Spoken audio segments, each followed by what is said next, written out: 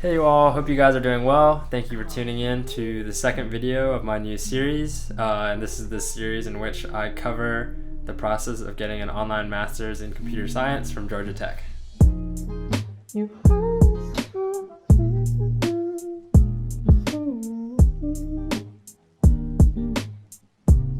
So in this video, I'm going to cover my thoughts now that we are into the fourth week of the semester. And this being the fall 2020 semester, there are 16 weeks total in the semester, so we're sitting nicely at the quarter of the way point. I'm also going to cover some of the things that I wish I knew or brushed up upon prior to starting the master's. This semester I'm taking two courses. They are CS 7638, which is titled Robotics, AI Techniques, and I'm also taking CS 8803, which is AI, Ethics, and Society. So for CS 7638, which is Artificial Intelligence for Robotics, which is formerly known as Robotics, AI Techniques, but I guess they just renamed the course. It's taught by Sebastian Truong, probably butchering that name, but he is the creator, and that means that he teaches the course in terms of like the pre-recorded lecture videos, and those are available on Udacity as well as Georgia Tech's like internal video player system that you access through Canvas. You can just watch them on either place. And then the actual lecturer is Jay Summit. I thought it was interesting that there's kind of this duality between these two instructors, because Dr. Truong's pre-recorded lectures are probably from like 4 or 5 years ago, and they just use the same lectures. So he doesn't actually do anything with the course hands-on, at least. Whereas Dr.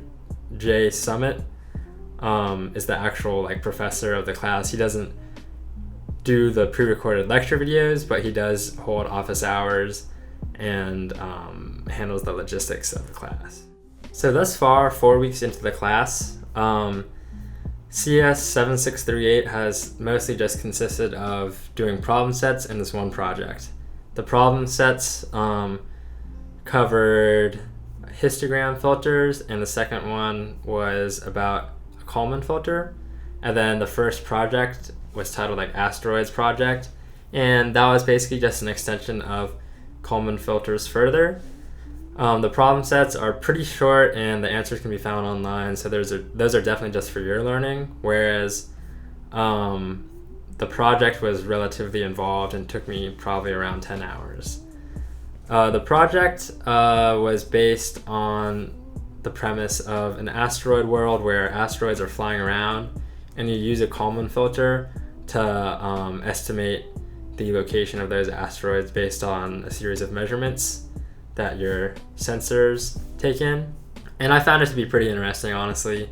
The second half of that project entailed navigating a ship through this asteroid field to a goal location, and you use the sensor readings in your Kalman filter to navigate around the asteroids. So what definitely caught me off guard though a little bit was how important the prerequisites that they list on the website are.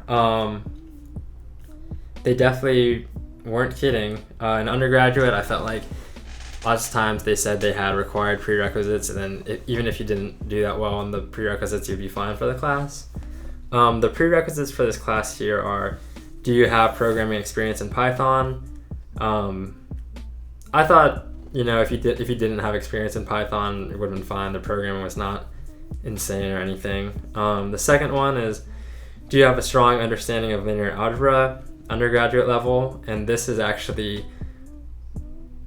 true. Like I definitely didn't realize how important linear algebra was when I was an undergrad, because I definitely had to go back and review like just what even the transpose of a matrix is, matrix multiplication and adding and stuff like that. Just like simple things with matrices, like converting them to equations and converting equations to matrices. It's just something I didn't really expect to ever see again, so it's definitely good. to brush up on those. The third prerequisite is, do you have a strong understanding of probability? This is definitely true. Like, a lot of this class is based off of probability and statistics, especially just like the entire first lesson basically was about Bayes' rule and applying that in code. So I do think that an understanding of probability is important, though I don't think you need to be strong with it. I certainly am not strong, and I think I'm doing fine. And the fourth prerequisite is, have you taken any courses in machine learning, computer vision, or robotics? And that definitely helps. Like I said, the second half of the project was about having a craft or ship or something navigate through this asteroid world. So anytime you've had any experience having like a heuristic or goal function, I think would definitely help, and it definitely helped in my case because I did have an undergraduate class in machine learning, and I had undergraduate classes in probability and linear algebra, though I just should have brushed up on those. I think it's definitely important that you read Piazza. The thing with these classes are they're so big and there's so many students that like chances are people have already started the project before you. Like, I mean, unless you're really on top of it, people start the project before you, and then by the time I started, I'm sure like over 100 people had already finished the assignment. So I started off just by reading on Piazza. From there, you can pretty much glean multiple possible solutions, and then I just picked one, and then implementing it was not too hard. So in total, it took me around 10 hours. And then I only got 95 on the project. Like, I didn't pass all the test cases, but don't want to spend too much time just for 5 extra points. But so far I'm really liking this class, and if I had any advice for anyone, it would just be to brush up on your linear algebra, and some probability up until like just Bayesian statistics would definitely help. Some knowledge of physics helps understand the acceleration, like constant acceleration formula that they use in the model. Like for the asteroids, they use it to figure out the position of the asteroids. But I wouldn't say that's really necessary. And then they also use like radians to describe the direction of your craft. So I would expect, like, if you are watching this, you probably have taken calculus, so you probably wouldn't really have to review anything from that. So overall, I really like this class, but it is a significant time commitment, whereas the other ethics class doesn't seem to be nearly as time intensive. So the second course I'm taking is CS 6603, which is also known as CS 8803, since I think they're changing the numbers of these courses, and it's Artificial Intelligence, Ethics, and Society. This is taught by Ayanna Howard, and this is a newer course, so it's not available on Udacity. You have to watch it through Canvas's media player, and the lectures are very short. They're easy to watch, and the textbook is Weapons of Math Destruction, which is a very easy read. And I just got the audiobook for that and just listened to it passively. So I don't feel like I'm putting too much work, like actual work, into this class. The homeworks have just been like discussion posts and forum replies based off these case studies and news articles. We had one project so far, but that project was not very intensive. It was basically pulling your Facebook data, categorizing them into buckets, and evaluating how accurate those inferred keywords are. So basically, like, Facebook generates targeted keywords based off your browsing history, and we basically just analyzed that data. There hasn't been any programming, though the most recent lesson was an introduction to Pandas, NumPy, and Jupyter Notebook.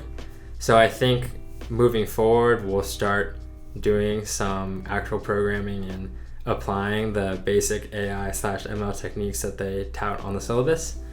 But thus far we haven't actually started.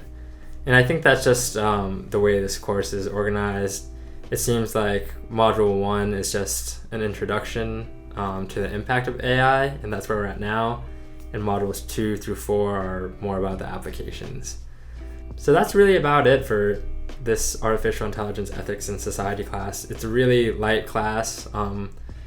It's something that I would probably reserve for taking in the summer or pair it with another class, which is what I'm doing now. It definitely doesn't feel like I'm taking 2 classes. It feels like I'm taking 1.5 because this class is so light. And yeah, I don't really have anything bad to say. It's more of an discussion class, like where the homeworks are written and not programming. So if you don't like writing, I could see how you wouldn't want to take this class. Okay, so 4-week takeaways. My 2 classes are going well. I fully expect to get like A's or B's in them, but it definitely is more work than I expected. They were not kidding when they said that these are real classes. Like, the amount of time that you have to spend on them is definitely just like a normal class. I also would recommend reviewing linear algebra, statistics, and just some basic math, I guess, before taking that artificial intelligence for robotics class.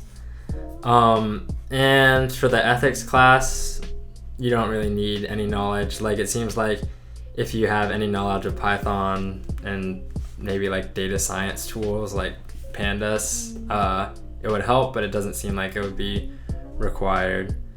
I'll definitely check in soon, probably after midterms, and I'll let you know my thoughts then. But so far things are going well. My average time commitment is probably around the 20 hours a week range. So pretty significant time commitment, but nothing too crazy. All right, until next time.